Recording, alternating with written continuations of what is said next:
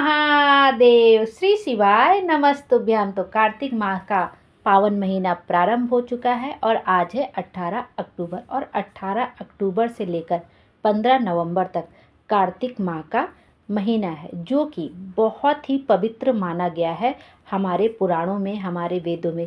इस माह में ही भगवान विष्णु अपनी योग निद्रा से जाग जाते हैं और तब सभी तरह के मांगलिक कार्य प्रारंभ हो जाते। इसी कार्तिक मास में करवा चौथ का व्रत भी आता है और दीपावली का महापर्व भी आता है। कहते हैं कि इस माह में दीप दान करना अति उत्तम माना जाता है। कम से कम आपको तुलसी माता के क्यारे के पास हर रोज हर दिन आपको एक दीपक जरूर जलाना चाहिए। इससे हमारी जो भी मनोकामना होती है वो जरूर से जरूर पूरी हो जाती है। तुलसी पूजा का इसमें विशेष महत्व होता है इस माह में, और विष्णु जी की पूजा का भी विशेष महत्व होता है। कहते हैं कि इस महीने में पौराणिक कथा सुनने से हमें बहुत ही अधिक फल प्राप्त होता है। तो चलिए पहले हम कार्तिक मास की कथा पढ़ लेते हैं, उसके बाद जो कार्तिक मास का अध्याय होता है वह हम एक एक करके पढ़ेंगे। तो कार्तिक मास की कथा इस तरह से शुरू होती है। एक नगर में एक ब्राह्मण दंपति रहते थे।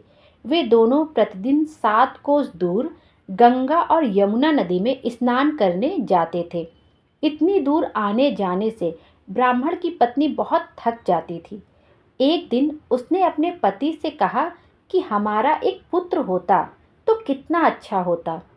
पुत्र के बहू आती तो हमें घर वापस जाने पर खाना बना बनाया हुआ मिलता और बहू घर का काम भी कर देती। अपनी पत्नी की बात सुनकर ब्राह्मण ने कहा, तूने बात तो सही कही है, चल मैं तेरे लिए बहू ला ही देता हूँ। ब्राह्मण ने कहा कि एक पोटली में आटा डालकर कुछ मोहरे रख दे। ब्राह्मण के कहे अनुसार ब्राह्मण की पत्नी ने उसे पोटली बांधकर दे दी। पोटली लेकर ब्राह्मण चला गया। ब्राह्मण सफर के दौरान यमुना के किनारे बहुत ही सुंदर लड़कियां दिखाई दी ब्राह्मण को। वे रेत में घर बनाकर खेल रही थी। उनमें से एक लड़की ने कहा कि मैं अपना घर नहीं बिगाड़ूंगी, मुझे तो रहने के लिए घर चाहिए। लड़की की बात सुनकर ब्राह्मण मन ही मन सोचने लगा कि बहू बनाने के लिए यही लड़की उचित है। जब वह लड़की जाने लगी तो ब्राह्मण भी उसके पीछे पीछे उसके घर तक चला गया। वहां जाकर ब्राह्मण ने उस लड़की से कहा, बेटी, कार्तिक मास चल रहा है, इसलिए मैं किसी के घर खाना नहीं खाता। मैं अपने साथ आटा लेकर आया हूँ। तुम अपनी माता से पूछो कि क्या वह मेरे लिए आटा छानकर 4 रोटी बना देंगी। ब्राह्मण ने ऐसा उस लड़की से कहा। यदि वह मेरा आटा छानकर रोटी बनाएंगी तो ही मैं रोटी खा लूँगा। लड़की ने जाकर अपनी माँ को ये सारी बात बताई। माँ ने कहा, उचित है, जाकर ब्राह्मण देव से कह दो कि वह अपना आटा दे दे, मैं रोटी बना देती हूँ। जब वह आटा छानने लगी तो आटे में से मोहरें निकली। वह सोचने लगी कि जिसके आटे में इतनी मोहरें हैं उसके घर में कितनी मोहरें होंगी।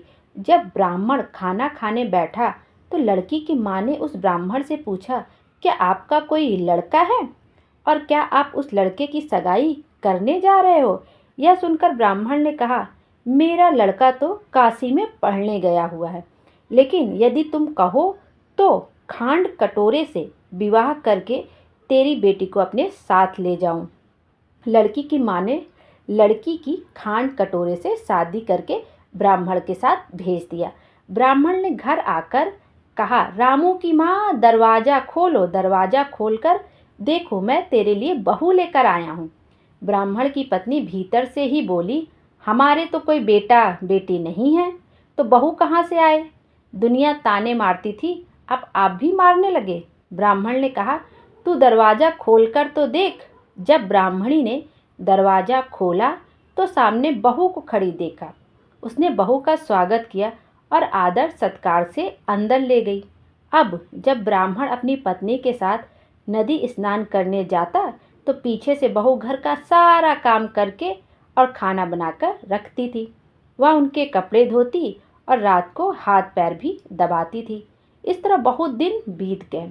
ब्राह्मणी ने अपनी बहू से कहा कि बहू, कभी भी चूल्हे की आग बुझने मत देना और मटके का पानी खत्म मत होने देना। परंतु एक दिन चूल्हे की आग बुझ गई। वह पड़ोसन के पास गई और कहा कि मेरे चूल्हे की आग बुझ गई। वह बहुत घबरा गई थी और अपने पड़ोसन के पास चली गई और कहा कि मुझे थोड़ी सी आग दे दो। मेरे सास ससुर सुबह 5 बजे से गए हुए हैं। वह थके हुए घर आएंगे, इसलिए मुझे उनके लिए खाना बनाना है। यह सुनकर पड़ोसन ने कहा, तू तो बावली है रे, तुझे यह दोनों मिलकर पागल बना रहे हैं। इनके कोई पुत्र नहीं है, ये निसंतान है। बहू ने कहा, नहीं ऐसा मत बोलो, इनका बेटा तो बनारस काशी में पढ़ने गया हुआ है। इस पर पड़ोसन ने कहा, यह तुझे झूठ बोल कर लाए हैं, मेरी बात सच मान, इनके कोई बेटा नहीं है। अब बहू पड़ोसन की बातों में आ गई और कहने लगी कि अब आप ही बताओ मैं क्या करूं। पड़ोसन ने कहा, करना क्या है, जब तुम्हारे सास ससुर आए तो जली हुई रोटियां बनाकर देना और बिना नमक की दाल बनाकर देना। खीर की कलछी दाल में और दाल की कड़छी खीर में डाल देना। पड़ोसन ने उसे अच्छे से सिखा पढ़ा दिया। फिर जब उसके सास ससुर घर आए तो उसने ना तो उनका आदर सत्कार किया और ना ही उनके कपड़े दिए धोए। जब उसने सास ससुर को खाना दिया तो सास बोली, बहू आज रोटियां जली हुई है और दाल भी सही से नहीं पकी है। तब बहू ने पलट कर कहा, यदि एक दिन तुम ऐसा खाना खा लोगी तो कुछ बिगड़ नहीं जाएगा तुम्हारा। सास ससुर को खरी खोटी सुनाकर वह फिर से पड़ोसन के पास गई और बोला कि अब आगे क्या करना है। पड़ोसन ने कहा, अब तुम सातों कोठों की चाबी मांग लेना। अगले दिन जब भी स्नान करने के लिए जाने लगे तो बहू अड़ गई कि मुझे तो सातों कोठों की चाबी चाहिए ही चाहिए। तब ससुर ने कहा, इसे चाबी दे दो। तब सास ने बहू को चाबी दे दी। सास ससुर के जाने के बाद जब बहू ने दरवाज़ा खोला तो देखा कि किसी में अन्न भरा है, किसी में धन भरा है, किसी कोठे में बर्तन पड़े हैं। जब उसने सबसे ऊपर का 7वां कोठा खोला तो देखा कि शिव जी, पार्वती माता, गणेश जी, लक्ष्मी माता जी, पीपल पथवारी, कार्तिक के ठाकुर, राई दामोदर, तुलसी जी का बिड़वा, गंगा यमुना और 33 कोटि देवी देवता विराजमान हैं। वहीं पे एक लड़का चंदन की चौकी पर बैठा माला जप रहा है। यह सब देखकर उसने लड़के से पूछा, तुम कौन हो?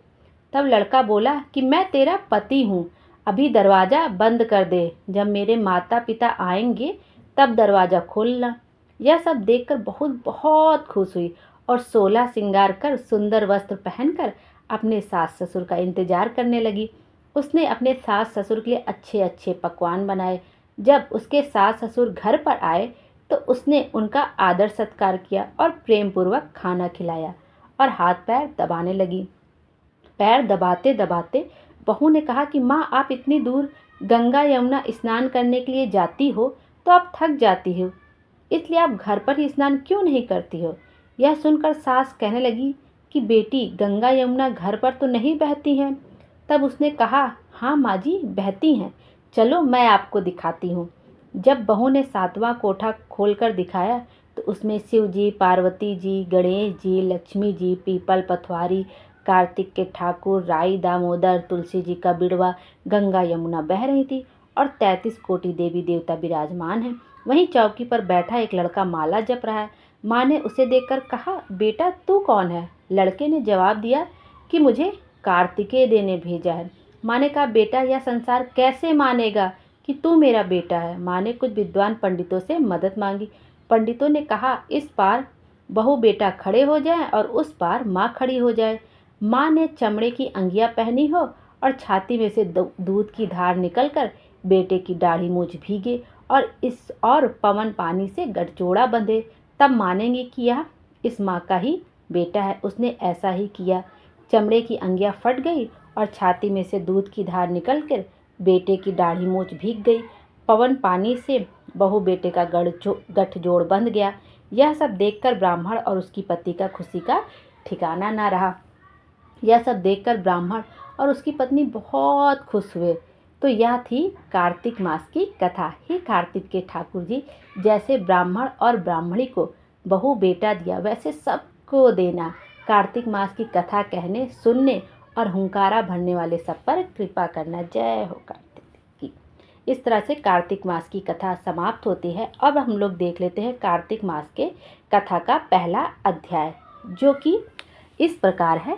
इस तरह से हम वह कथा सुनते हैं। कहते हैं कि एक बार नैमिषारण्य तीर्थ में श्री सूत जी ने 88,000 सनकादि ऋषियों से कहा, अब मैं आपको कार्तिक मास की कथा विस्तार पूर्वक सुनाता हूँ, जिसका श्रवण करने मात्र से ही मनुष्य के सभी पाप नष्ट हो जाते हैं और अंत समय में बैकुंठ धाम की प्राप्ति होती है।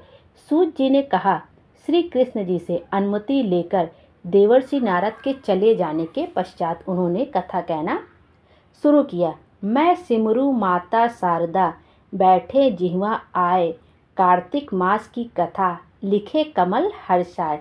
तो चलिए कार्तिक मास का पहला अध्याय शुरू करते हैं, जो कि इस तरह से। सूत जी ने कहा, श्री कृष्ण जी से अनुमति लेकर देवर्षि नारद के चले जाने के पश्चात सत्यभामा प्रसन्न होकर भगवान श्री कृष्ण से बोली, हे प्रभु, मैं धन्य हुई, मेरा जन्म सफल हुआ। मुझ जैसी त्रैलोक्य सुंदरी के जन्मदाता भी धन्य है, जो आपकी 16,000 स्त्रियों के बीच में आपकी परम प्यारी पत्नी बनी।